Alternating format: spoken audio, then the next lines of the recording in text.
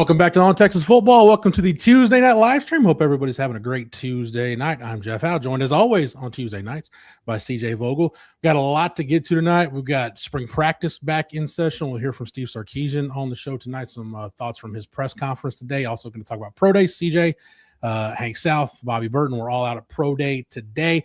But before we do any of that, before we get to football, we're going to talk about women's basketball. Texas back in the Sweet 16 in that Fort Worth Regional. And joining us live on the show at the top, Texas senior Sarah Graves. Sarah, thanks for joining us. How are you? I'm doing amazing, guys. Thanks for having me. I'm excited to be here. Well, we were talking before we went on the air, Sarah. You guys just wrapped up practice. You guys are leaving Fort Worth on Thursday. What's the vibe right now as you guys get ready for the Sweet 16? It's March, so every single drill is full out. We're diving on the floor. We're competing with each other, hitting each other. Everything's a bit more physical, but it's how it has to be this month. We're excited. Is that how practice has turned up over the last couple of weeks? As y'all are getting more physical as playoff or the postseason is upon us? Yeah, it's just a different competitive nature. I mean, every team around the country is doing the same thing. Everyone's so excited because you get one mistake and you're done. You have one bad night and you're done. So yeah, it's the best time of the year. Yeah. Sarah, what's it been like for you, these the two tournament games in Austin, the last two games at the Moody Center, getting some buckets late in the game? Just what have your emotions been like, just hearing the crowd wanting you on the floor, just the whole experience you went through the first and second round? Man, I've cried both games now after the game. Just hearing the crowd chant your name is a surreal feeling that I never thought I'd hear. And I've heard it from the student section all year, but I think we got like 10,000 people trying to get Coach Schaefer to put me in. And I mean, I was tearing up on the bench. It was really, really cool moment for me. Yeah, take me through that a little bit more, because that's something I'm sure not many will ever get to experience, is 10,000 people chanting your name. When you're, you get the nod from Coach Schaefer to get out on the floor. I mean, what are those emotions like? And I mean, are you nervous walking out to that many people wanting to see you succeed? Yeah, I mean, everyone keeps asking me why I'm not nervous going in at the end of the game. And I'll say I used to be for the last 3 years. I think I airballed last year and I was embarrassed for like a month because you're just straight cold and everyone has so much pressure and they're chanting your name. But the more you play to the crowd and the more you play to have fun with the crowd, it's so much easier to do any sport. I mean, football will tell you that, basketball will tell you that. But if you're not focused on yourself and your ego and how you look, you just reach a flow state is what my teammates call it. Just having fun. Yeah. Sarah, for anybody not familiar with your story, you walked on at Texas under Coach Schaefer. You've been there for 4 years now, out of Keller. What's the mindset when you get your mindset on, okay, I'm gonna walk on, knowing kind of the uphill climb that is for a lot of people. A lot of people think about it, but once they get in and realize what it is, people realize it's not for them. What was it about the walk-on process that you decided, hey, I'm gonna stick with this and see it through? Everyone asks me how I prepared, but to be honest, I had no idea what a walk-on was until like a month into my freshman year. So one of my friends was a GA up in Notre Dame, and she's like, have you heard of this walk-on thing? Like, you're good enough. You have D1 offers. You could easily do that at Texas. And I was like, oh, let me look that up. And so I shot a DM to one of the coaches here and an email, like sent my highlight reel, said I had D1 offers. And they're like, yeah, we'll host a tryout for you. So I was at Gregory Gym, our rec gym on campus, at like 6 a.m. every morning for 2 months. And that's how I met like all the practice guys that come and help our women's team, a bunch of managers, like everybody connected with the program. And that's where it all started. So it wasn't necessarily an uphill journey because I kind of got an inside look into the program through the practice players.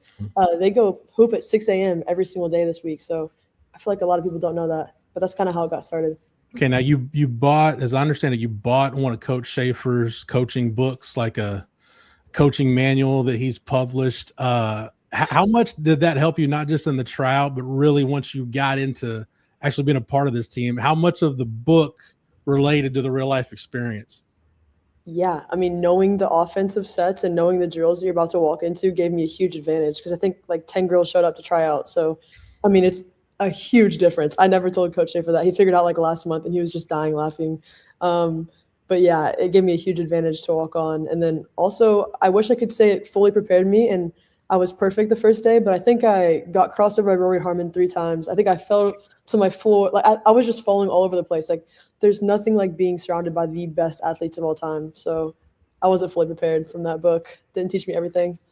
Yeah, well, getting crossed by Rory is not something that it is. It happens pretty often to folks across the country. Technically, that's because that you studied for the job interview. I mean, you basically went out and bought the key to the test ahead of time. Is that basically what it was like coming in, reading the book, and already knowing, most of the offense and some of the calls and stuff?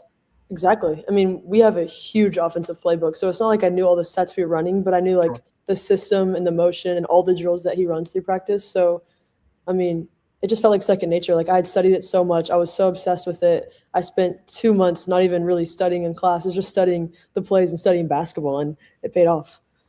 Sarah, the way your teammates have talked about you, whether it's in press conferences, interviews, what have you, I think a lot of us would like our peers to speak of us in those terms. And one term I actually, heard this from Sark a couple of years ago that makes sense. Some people are thermometers. They just kind of take the temperature. Some people are thermostats. They change the temperature in the room. What was it that prompted you to want to be the thermostat rather than just the thermometer? I think seeing subpar days in practice, not that our program had those a lot, but if you just see low energy in the day, you just know that you wasted the entire practice. And that like ate me up because I'm so competitive and I'm chasing mastery and I'm chasing greatness, just like Coach Schaefer. So my goal is just to minimize the amount of bad days that we have. And so it's really easy to do that vocally. It's really easy to do that when you have relationships with people. So that was my goal, was to learn about everybody, invest in everybody's relationships so that I can motivate them to have fun doing hard work. Because what we do is really, really hard. And if you're not having fun, you get burnt out really quickly. So I don't know. That was kind of my mindset going into it, was I don't want to have any bad days. Well, look, 3-hour physical practices this deep into the season, I'm sure, I mean, I would be having a miserable day if that was the case. But Sarah, you chose Texas. You had other Division I offers. Real quick, for the folks at home who may not know, why did you pick Texas? And I know a lot of the videos that go viral of commits ending up choosing the Longhorns, it feels like it's family already. What is your pitch to then of recruits into why they should choose Texas? I mean, you can go to my social media right now and see the exact reason why you should choose Texas. I have thousands of people blowing up a bench warmer's phone because they're just so committed to the team. Like I said in a press conference right away, yeah. Yeah, I mean, earlier this year, I'm like, if you know the name Sarah Graves, that means you're so invested in women's basketball, because I do not play a lot. And the entire arena knows my name, which shows 10,000 people are invested in Texas. And that's really, really rare across the country to know from 1 to 13 on the roster, know every single person. I mean, it's my second family for life. Sarah, you're a finance major and you've got a lot going on off the court, but I wanted to ask you about your art. We saw the T-shirts that you designed for the game day crew and the painting. When did you pick up art? Is it a hobby, just a side gig? How big a role does art play in your life? Yeah, I wanted to be a comic book illustrator growing up. I don't know. I went through a weird phase. And so I didn't start playing sports until I was 14. So that's kind of what I did growing up, was like making videos and drawing and painting. And so I don't really have time to do that a lot now. So when I do it, it's for a special occasion. And college game day was a really fun way to do that. But yeah, it came from my childhood. You didn't pick up sport until you were 14? Yeah, no one in my family really played. I mean, we just didn't even – it wasn't even like a suggestion. I ran track in 8th grade, and my coach was like, hey, you should try out for the basketball team. There's no girls playing. And I was like, all right, and just kind of picked it up from there and fell in love with it. That is amazing. First and foremost, to end up where you are now after, about 5 years of practice ahead of time. So congratulations, first and foremost. Looking ahead just a little bit, switching gears, there's a big game this weekend, right? Texas, Kentucky, Saturday, 2 p.m.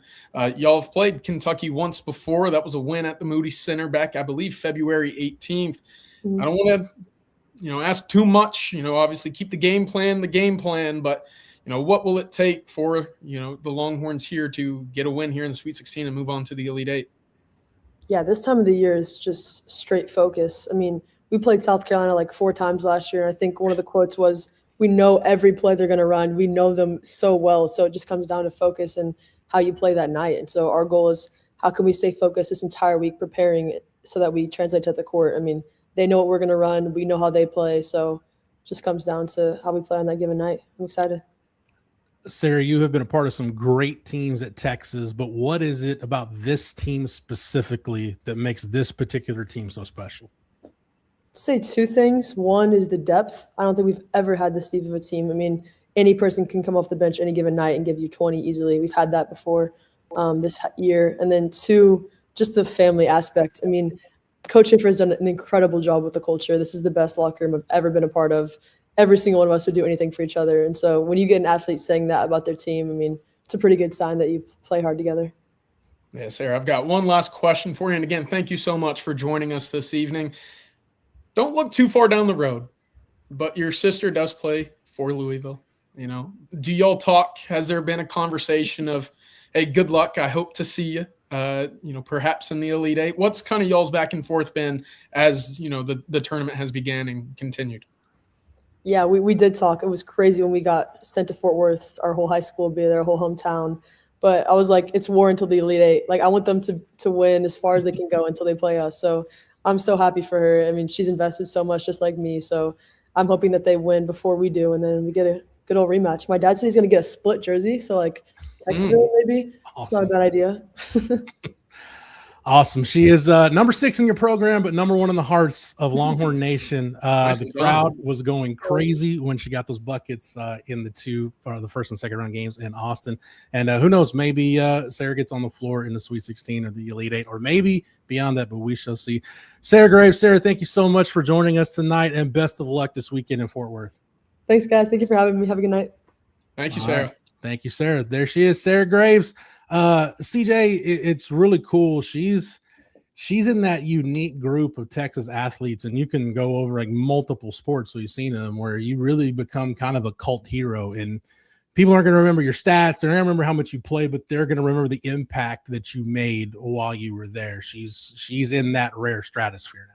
No, without a doubt. Look, I've been to a handful of games, and you can't go, 35 minutes without hearing constant Sarah Graves chants. So it's been fantastic. It's been obviously a fantastic representative of the university. And 100%. As Texas continues to win, you'll continue to hear the name as well. All right. Well, again, thank you to Sarah. Thank you to the Texas women's basketball program for making that happen. Special shout out to Blake Monroe behind the scenes for also making that happen. We'll get back to Texas talk. We'll pick it up with football on the other side. But right now, I got to thank our lead sponsor for the Tuesday night live stream. That's our friend Andy Ludicky and My Perfect Franchise. If you're stuck in the corporate rat race with 2 weeks PTO and no control over the money you can make or your schedule in general, just call Andy. He's going to take you through a process that'll help you find a business to fit your skill set and your financial goals.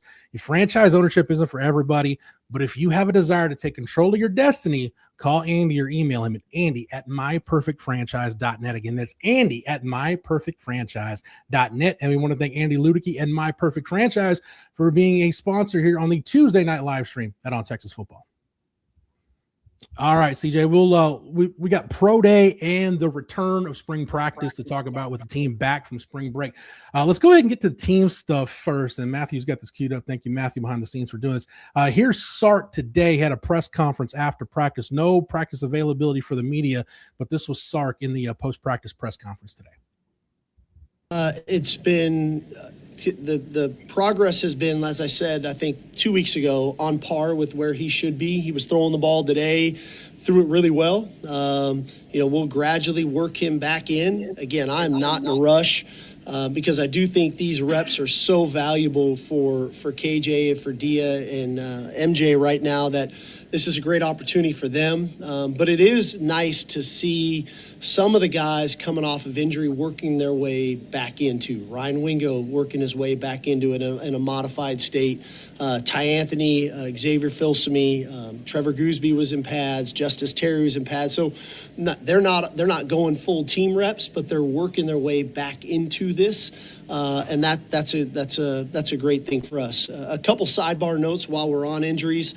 Kique Lockett had to have surgery last week, so he'll be down the rest of spring, as well as Caden Shear. So, that's part of our sport. Unfortunately, both surgeries went well, and we will get them back. We'll get Kique back earlier than Caden, but we'll get Kique back here ready to go for the summer. All right, so Sark, obviously talking about injuries there, opening it up, talking about Arch Manning, Arch's return to the field from the foot surgery. CJ, the one thing that really stood out, and this might not be top of mind for everybody, But the fact that Kique Lockett had to undergo surgery, that he'll miss the rest of spring practice, we were out there for 2 of those practices the first week, and you can see the sense of urgency he was working with. It's just really unfortunate for him that he's on the sideline now on the mend at a time when Ryan Wingo is going to get back. It's going to be more reps for Jermaine Bishop. It's going to be a matter of time before Emmett Mosley's back. Just really, really unfortunate timing for Kique Lockett. Yeah, this is tough news for Kique and folks who wanted to see Kique on the field. Look, he was receiving those first team reps that you were talking about. No Ryan Wingo, no Emmett Mosley. It was him and Cam Coleman really running on the outside, and that's unfortunate for Kique as he was continuing to take a step forward in his development. That year 2 spring is really when things start to click for a lot of guys. And as you talk about through the first 2 practices that we were able to attend, it did look like Kique was piecing things together and getting more reps with that first team offense. Certainly lends to an increased level of growth on the field as well. Very unfortunate there. But you talk about, the preparation for this team and this staff in particular when it comes to constructing this team out of the portal. This is the entire reason why you go out and you add a guy like Sterling Burkhalter, right? A guy with 1,000+ career yards, played 4 or 5 years of college football, is now on your roster, and in the spring at the very least, as Mosley remains sidelined, Lockett now sidelined, and Wingo works his way back. He will now receive some share, a good share of some of these snaps. Again, a veteran body in which Texas just doesn't have many of them active at the moment. So, it's twofold. Unfortunate for Kique, but again, a tip of the cap from me to the Texas staff behind the scenes for making sure that they were well equipped for something like this if it unfortunately happened. So again, Arch is getting back. Anthony Smith, Trevor Gooseby, Justice Terry, those guys slowly working their way back. I want to get to defense here in a minute, CJ, because there's a nice Colin Simmons quote from Sark today and a Bo Masco note. But I want to talk about running back for a minute. Yep. And Sark with a lot of praise. You were at the press conference today. Sark with a lot of praise today for Raleek Brown and Hollywood Smothers. He loves this backfield. But what I thought was really intriguing was he's talking about a third needing to emerge. And I've spent a lot of time thinking, hey, that's a perfect role for Derek Cooper.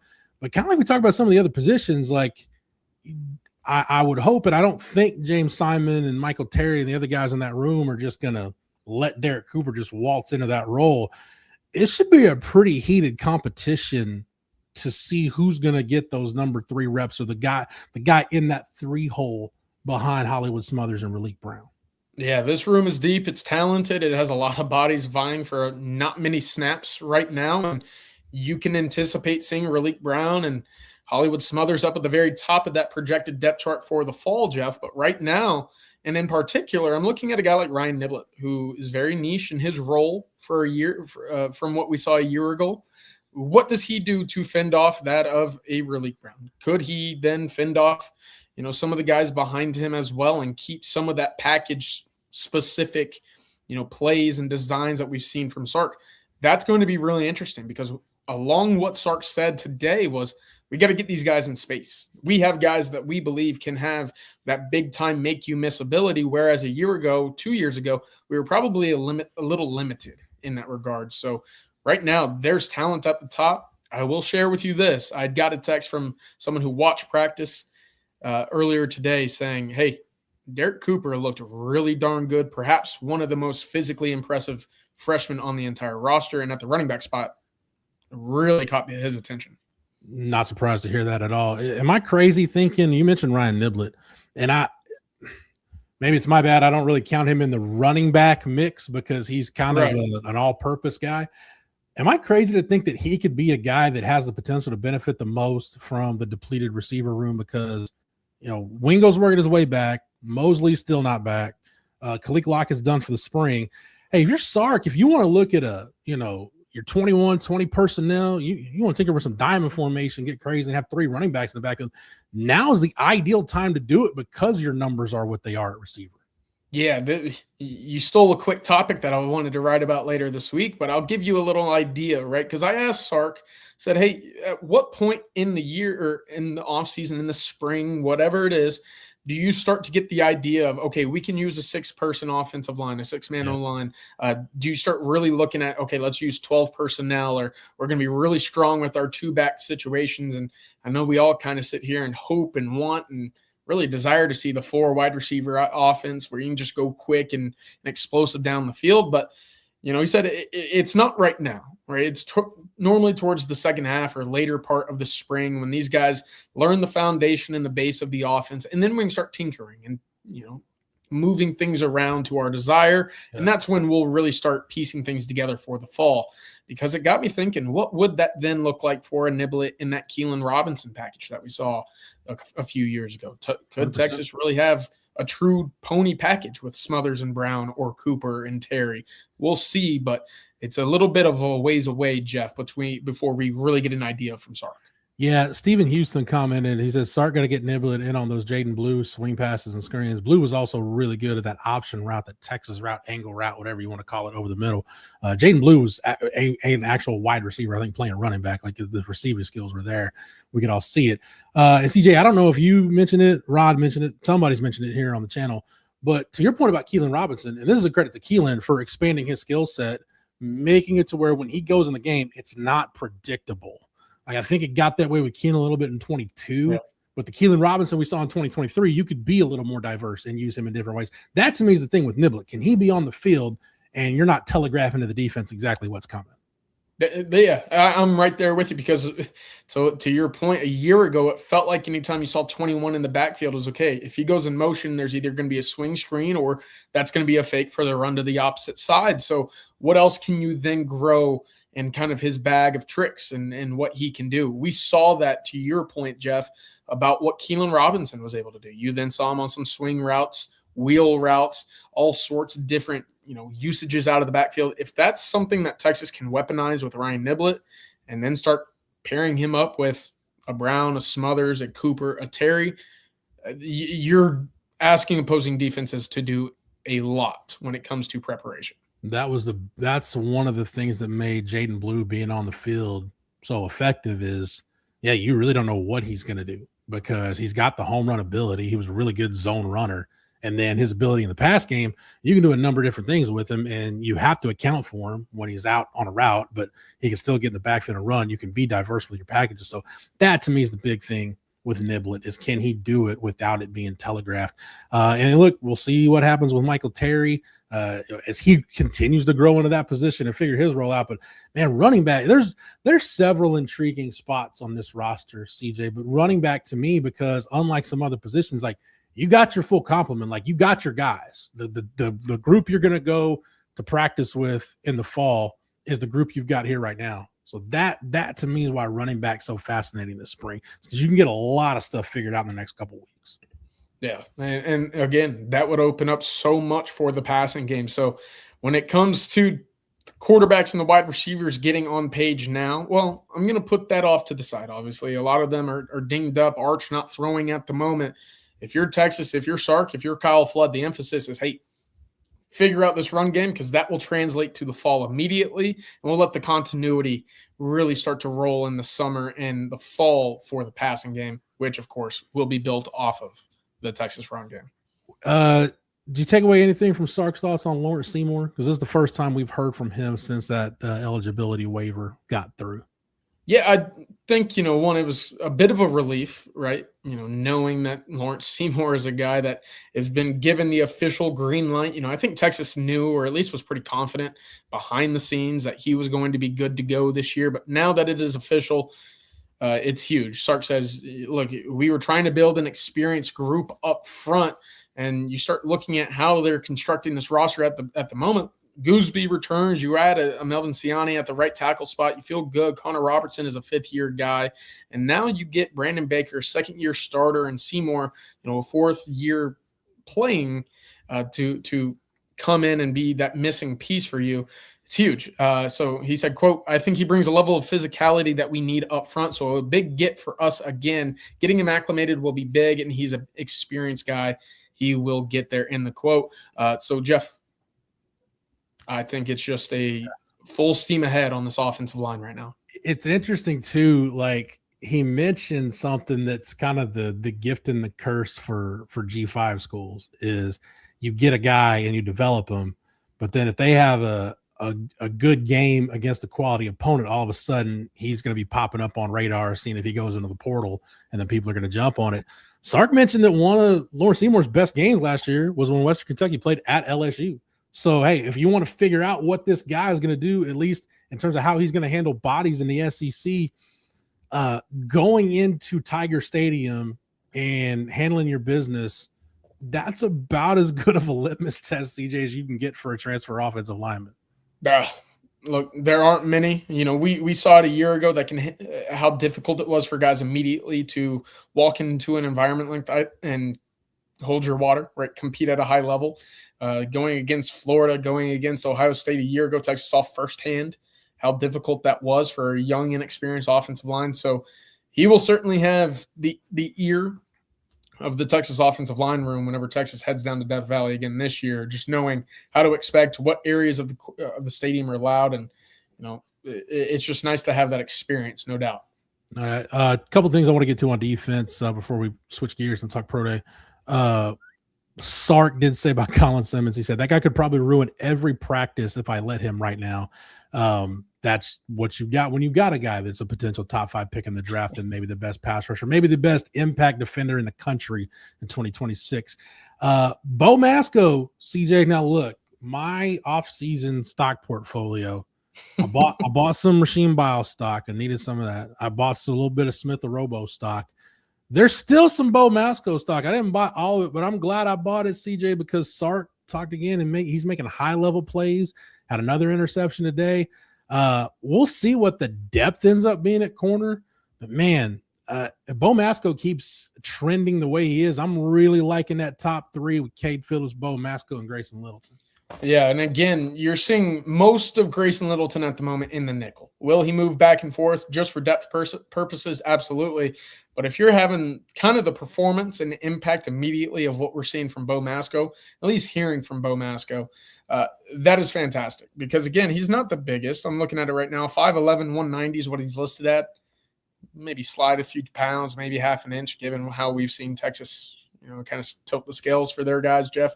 But you've been high on this, and I want you to kind of take the stage here because this is a guy that plays the football. He plays man coverage. And he plays, I would say, bigger than what his frame would suggest as well. Yeah, I like the fact that he was recruited by Mark Orfe at Rutgers. And by the way, Mark Orfe is eye for talent because he recruited Grayson Littleton too at Rutgers. So, you're getting an idea. Mark Orfe knows what he's doing. And just knowing the style of corner that Will Muschamp likes. Look, if you're going to play corner for Will Muschamp, you better be physical and you better be able to play the ball in the air because if you can't, you're just flat out not going to play. So I like the fact that he brings both of those things to the table. One thing we talked about a lot, CJ, last year was, man, there just weren't enough plays being made on the football. And you look up at the end of the year and it's like, man, your leaders in pass breakups at the end of the year were Grayson Littleton, who in the nickel, you see a lot of action. And Cade Phillips was second. I'm like, Cade Phillips didn't even start till I think he only started 3 games. He didn't even. You were well into SEC play before he really started playing. I don't know. It's kind of it. I don't want to say it's a detriment or a knock on what else you had in the corner room. I just think dude, if he's making that many plays in that small of a sample, extrapolate that through a whole season and you see what you got. And Bo Masco. Just about all of the transfers that Texas has taken that have had high level experience at a power conference school have turned out to be pretty good players. And Bo Masco played a lot of snaps at Rutgers last year. He's played corner, he's played the nickel. So I just think it's a scheme fit, all of it, CJ. I love me some Bo Masco right now. I know you've been stocking up. You've been fighting me for some of my shares, Jeff. So yeah. I'll let you have them. Look, I'm excited for him, but I know this means a lot to you. So I'm going to let you have some of my shares here just as long as we all get rich whenever he cashes in this fall. I appreciate that. I'll let you have some of those Rasheem Biles shares because those are they're just going to be hot at the end of the day. All right, hey, let's go ahead and thank another one of our great sponsors here at On Texas Football. As a matter of fact, our long-running sponsor on the recruiting breakdown here on the channel, that's our good friend Mark Saunders. When it comes to protecting all of your stuff, wouldn't it be great to have one place that protects it all? You can get that with Texas All-State agent Mark Saunders. He's the only agent you need. He's going to cover everything from your home, your car, your boat, to your motorcycle, your RV, or your ATV. If you're looking for someone local to the Austin Round Rock area, you can give Mark a call today, 512-218-8571. Are you in good hands? With more than 35 years of experience, you'll be in good hands with Texas alum Mark Saunders. And that's the other good thing about Mark. He's great at his job, and he's a Longhorn. So call Mark Saunders again right now, 512-218-8571. Again, that's 512-218-8571. And we want to thank Mark Saunders for being a sponsor here on the Tuesday night live stream at On Texas Football. All right, CJ, we got a super chat to get to. Cobra Y2J, thank you for the super chat. Said, could Kique Lockett still have a role this year given his injury? Sark did say he'd be back for the summer, but man, he really needed the reps this spring with Wingo working his way back from the surgery, and who knows when Mosley's going to be back full go. Yeah, it's quite the graphic from producer Matthew here. It looks I love it, actually. I think that fire behind him is fantastic. Matthew, tip of the cap for my friend. For Lockett, look, it's not the end of the world, but it's not obviously great news. So can he still have a role? I think so. Absolutely, yes. There's still a role available for him, right? There's not many options ahead of him at the moment, especially not on the field. So right now, it's a lot of the question is, how much does Sterling Burkhalter progress?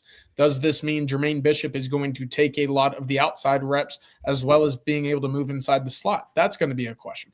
And Cohen Brown as well, who I'm sure they will start moving around, is going to be someone that Texas keeps a close eye on because, look, he's uber talented, has the frame, has the speed, but it's not the end of the world. It's just obviously not ideal. All right, CJ, let's talk about Pro Day.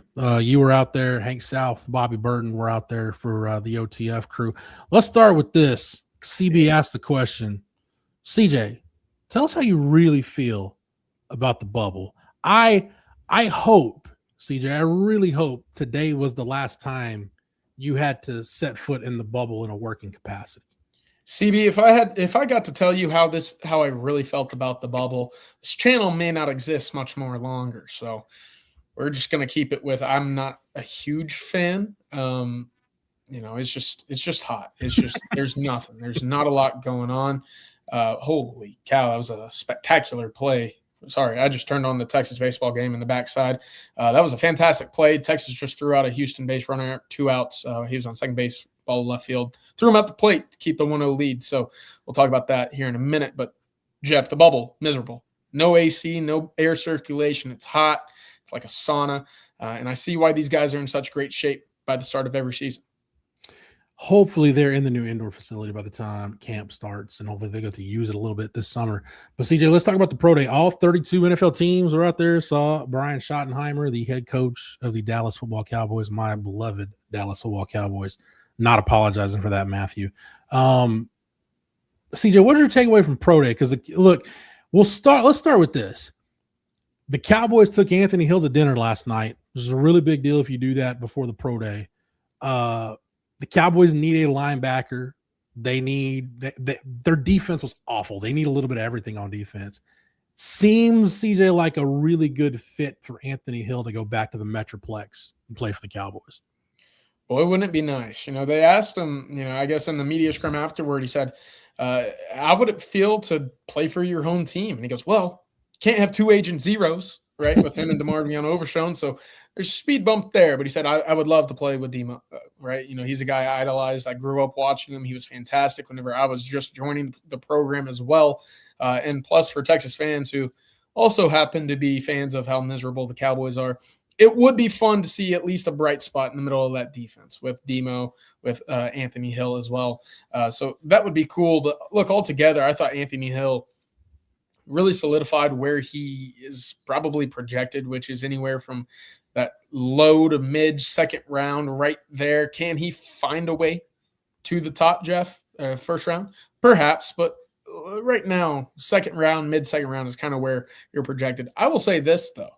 I thought Malik Muhammad had a really strong day with his hands. Good. And you combine that with his ability and what he showcased at the Combine, he might just be sneaking into that same conversation as Anthony Hill, perhaps even bumping away or at least having a conversation to be in the first round. Yeah, I don't know if the first round is going to be as exciting as it's been for Texas the last couple of drafts, but man, day 2, second and third round, CJ, it could be on and popping for Texas. Because the other guy that I want to ask you about was Jack Andriese, because we talked about it when he made his decision. And it's not a really deep year for tight ends. So if you can make some waves in the pre-draft process, you can really improve your stock. What do you think Jack Andriese did today? Yeah, look, I think the big thing for Andriese was just, hey, get out there and showcase what you can do, right? It's a solid, very solid tight end room once again.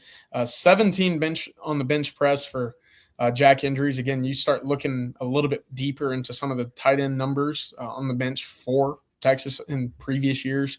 17 is a pretty good time, or a pretty good amount for him. Additionally, I thought he ran well. Matthew Caldwell was the lone quarterback throwing this afternoon.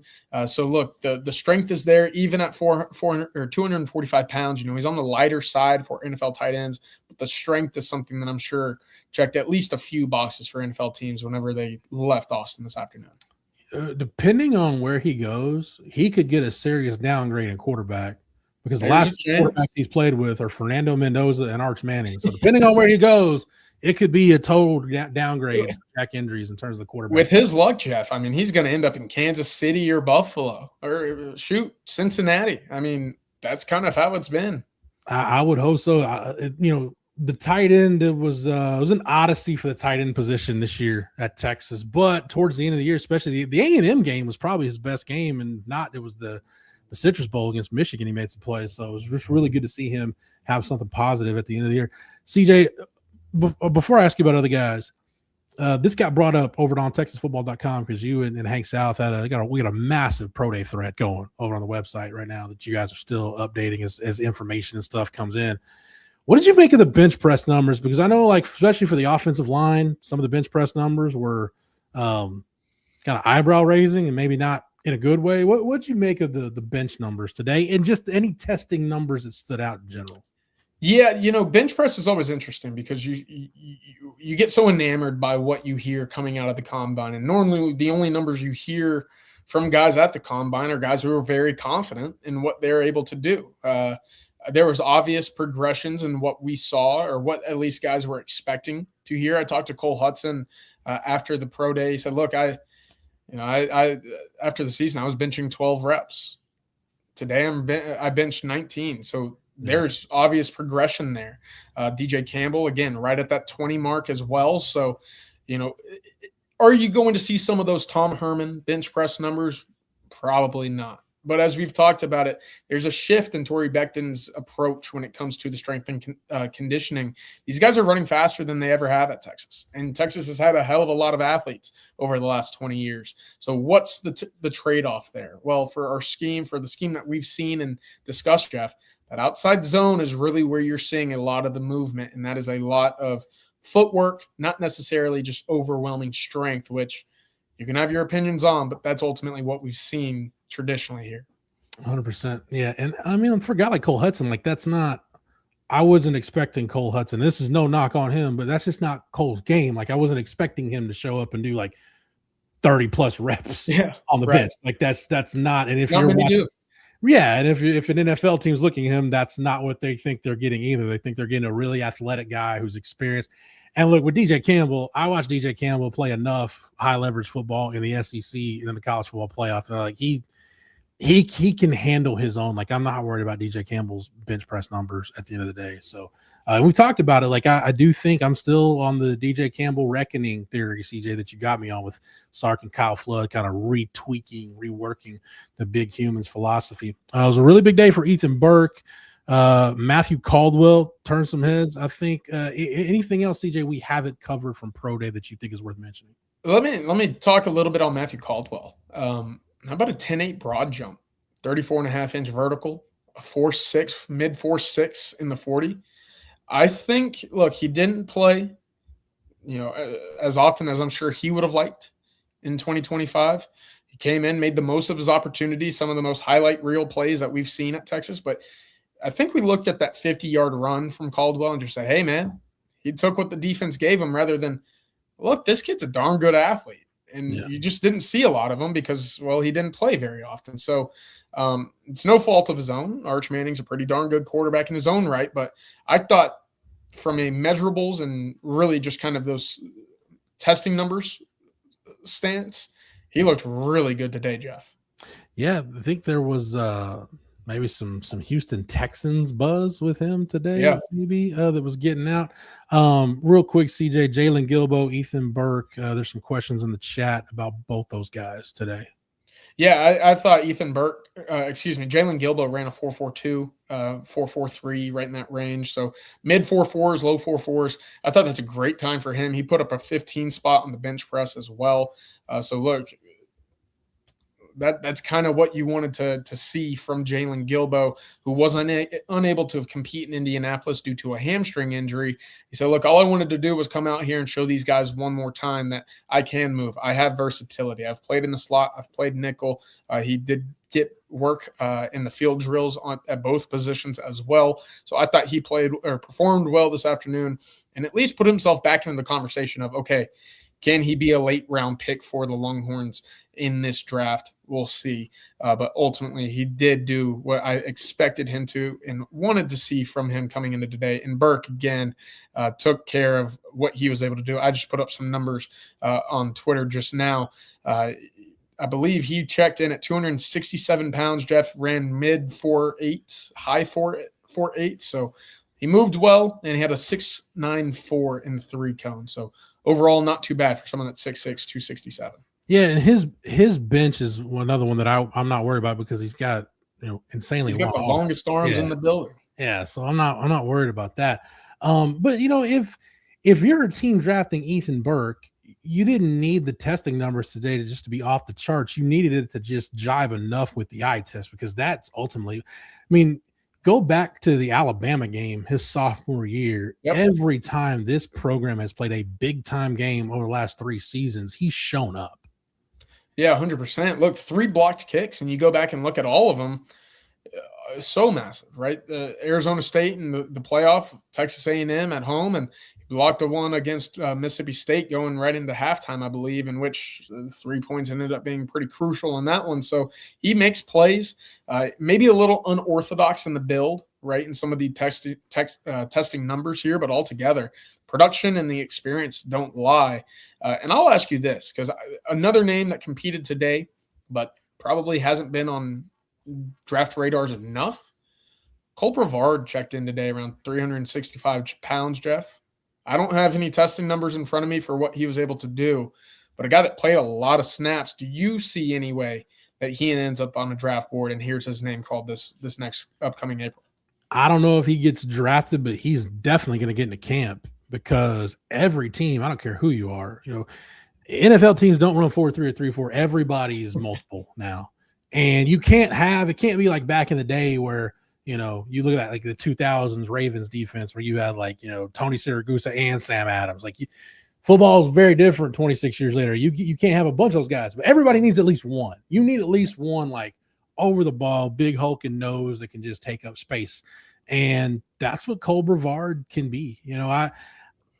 I didn't like the way Texas used him at times this last year, but again, man, going back to the Bo Masco point, the dude played a lot of high leverage snaps in the Big Ten, and they did it for a year in the SEC. So yeah, he's going to get into a camp. I don't know if he'll be drafted. If he got drafted, CJ, it would be somebody that really, really needs a project over the ball guy. You really need to make sure you get that body, and they just don't want to risk losing him as a priority free agent. Yeah, you probably don't want to get into a bidding war with someone who put up 27, right, on the bench. Thank you, Marcus. 346 is what he ran at. Excuse me. I misspoke earlier, but look, I'm with you. It's a boulder of a human, with a lot of football experience in his day. Yeah. I always like to I wasn't able to go to Pro Day this year, but I always like to take a look around, see. And recently, when the draft changes a little bit and more guys are getting drafted, you have more first round type guys and more guys in general, more coaches show up, head coaches, coordinators, GMs show up. Any dignitaries? No, I mentioned Brian Schottenheimer, CJ. Any dignitaries of note show up today for Pro Day? Yeah, Cowboys head coach Brian Schottenheimer, Jeff. So, hey, there you go. Cowboys VPP, Vice President of Personnel, Will McClay was there as well. The Carolina Panthers General Manager Dan Morgan was in attendance as well. And I say this all, saying, hey, this was a good turnout. All 32 teams were in attendance. Once again, that's now, I believe, 4 consecutive years that's been the case for the Longhorns. There was a while in which it wasn't the case in Austin. I hope this new bubble, when it's constructed, when they get it up, if they get it up in time for next year's Pro Day, it's got to have multiple TV stands for ESPN, NFL Network, Fox, whoever, right? Texas's own media guys, because what we saw today was a good turnout. Any school in the country would be pleased with the turnout of scouts that were in attendance. But I started thinking, man, just how crazy will it be next year? And will we even have room to cover it? Because it's going to be a whirlwind with all the guys Texas has for the 27 draft. Because, man, look, I don't know if Arch is going to throw at the combine, because it just depends on – look, because I'll say it. The national title game is actually later next year than it ended this year. So – yeah, it's ridiculous. Assuming if Texas is in that game, Arch may not physically benefit him to throw at the combine, even if he wanted to. He'll throw at Pro Day. Yes. And that's going to be, man, I wasn't there for the Vince Young Pro Day back in the day or the Colt McCoy Pro Day. It's going to be one of those where there will be multiple GMs, multiple head coaches there. Plus all the guys, I think CB or somebody asked earlier, like, is next year going to be the biggest Pro Day in program history? Probably. It probably will be. Yeah. Look, quarterback that's going to be in contention for 1-1. If not, it's going to be an edge from the same school. So we've talked about it. Trevor Gooseby, Cam Coleman also going to be in the conversation. There's going to be plenty of NFL personnel and probably some major, NFL draft, talking heads as well. I was like telling this Pro Day story just because it kind of mind warps me to see people like that. For me, it was growing up watching all the NFL greatest hits, like all the VHS tapes back in the day that had footage from like the 60s and 70s. And one of the first Pro Days I went to, I see this guy in a Steelers polo and he's kind of hunched over in the middle of the field. I'm like, man, who's that guy? Look like somebody's grandpa. Man, I got a little closer. I'm like, that's Mean Joe Green. It was Mean Joe Green. I'm like, he just looks like somebody's grandpa. Like I think he even grabbed like a Werther's original out of his pocket. I'm like, that's not the Mean Joe Green in my head that I envisioned. I didn't envision him looking like somebody's grandpa. So it's kind of wild sometimes. The guys you see a Pro Day, a lot of the former players come back. So it's a really cool day for a lot of reasons. But yeah, thank goodness this is going to be the last one in the bubble, because that thing, as I've said, CJ, the bubble was put up Rod's senior year in 2002, and it was supposed to be a temporary structure then. Huh. Yeah. Well, it's withstood the test of time, apparently. It has. It's kind of like that car. Like, man, I can't wait till this car breaks down and I can get a new one. And it's just that one that just, for whatever reason, just will not die. It will not be kaput. But it will be kaput later this summer, hopefully, by the time the Longhorns start camp. We'll actually get to be inside the practice facility and see what's going on. One more time, we just want to give a shout out to our lead sponsor here on the Wednesday night live stream. It's our friend Andy Ludicky and My Perfect Franchise. Do you want control over your own destiny? If you do, then maybe franchise ownership is something you need to look into. If you think that's the case, then give Andy Ludicky a call. Andy's an expert at placing people in the right franchise, one that's going to fit your skill sets and your finances. Franchise ownership, again, it's not for everybody, but if you've got a desire to take control of your destiny, call Andy or email him at andy@myperfectfranchise.net. Again, that's andy@myperfectfranchise.net. And big thanks to Andy Ludicky and My Perfect Franchise for sponsoring the Tuesday night live stream here on Texas Football. Real quick, Jeff, quick baseball update. Texas has a 2-0 lead over Houston. They're in the top of the 4th right now. Texas yet to find a hit so far tonight, and yet 2 runs have come across, and sometimes baseball will leave you scratching your head into wondering just how this is possible. We got a hit by pitch with the bases loaded, and I believe Adrian Rodriguez just scored on a wild pitch. Yeah, after a 2-base stealing error as well. So, I mean, a 2-base error, huh? Yeah. That's a rough night for the Cougs. Jason Flores, by the way, this is his first start since the Lamar start back on February 17th, which is pretty forgettable. one hit through 3, couple of strikeouts, has hit 2, but much better than his last start against Lamar. Let's go ahead and get to some questions. Jason asks, as talented as this team is, if they don't establish an interior run, get penalties under control, show a lot of improvement in the secondary, they will still have issues. What say you? Yeah, CJ, I think that about covers it.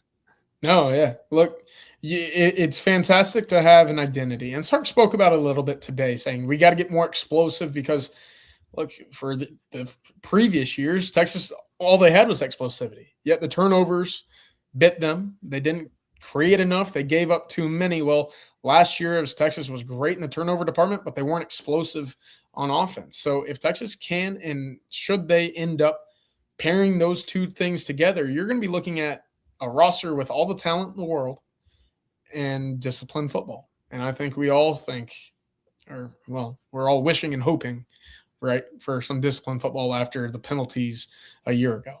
I'm not saying you got to be perfect, but you got to be better than you can't be in the 130s. Bottom rung of the Power 4. Yeah, one of the next to last in the country. Like you can't be that bad. You got to be better than that. So hopefully they are. Yeah, just show me a 2-digit number. We're good. We're not asking for much here. Antoine asks, CJ, did you discuss 27 running back Brennan Lacey visiting the 40 acres? No, we did not, but he was on campus today.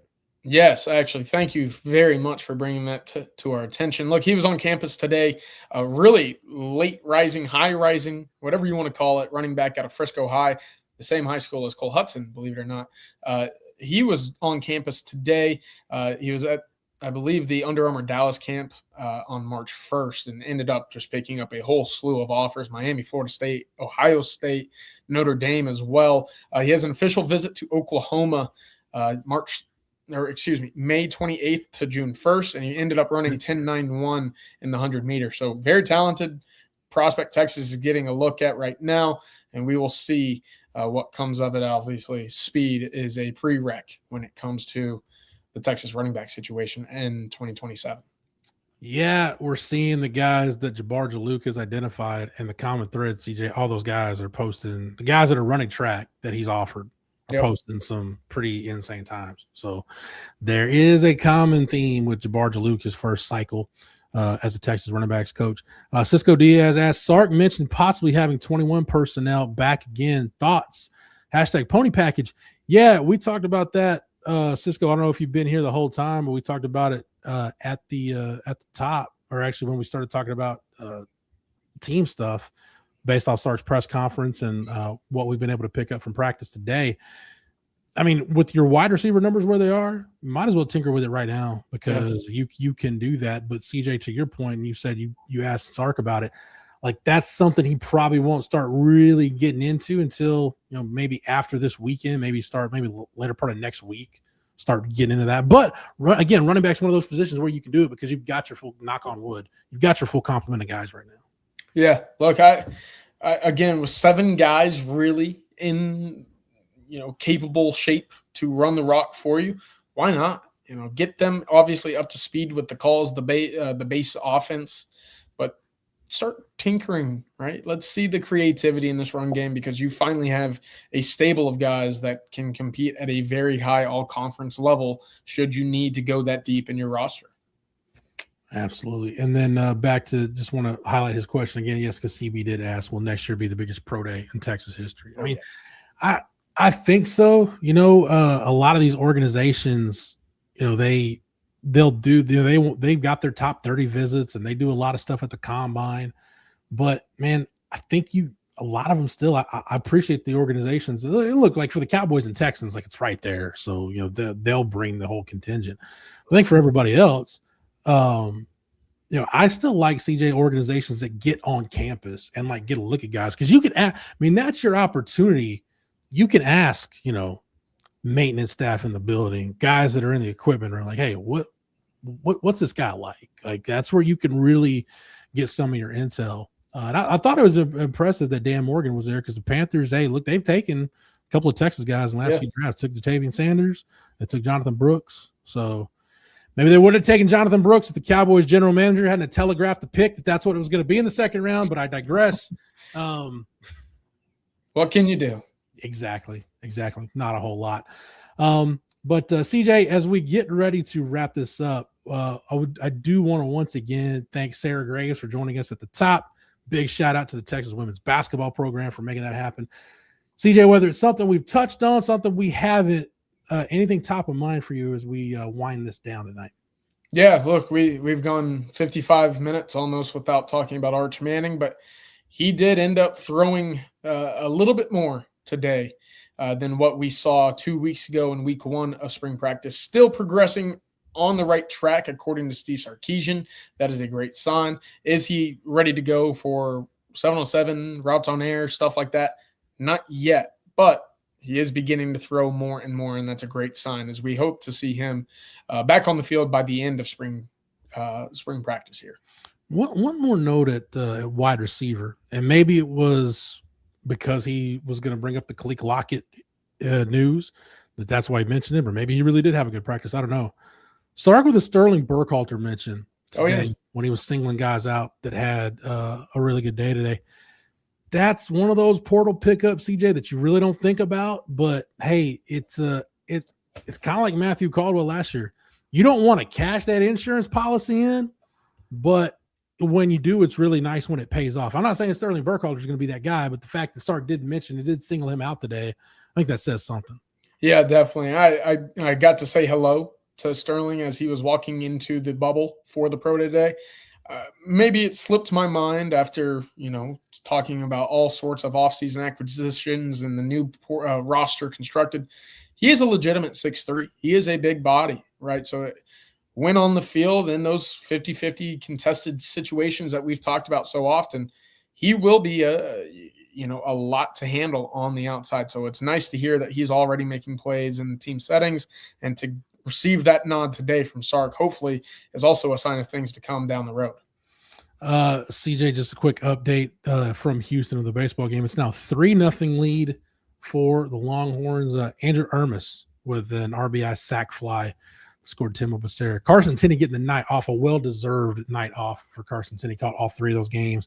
And Auburn, it's kind of a short week this week with the midweek game, and then you'll get really kind of a day to rest tomorrow, and then the OU series starts at home on Thursday.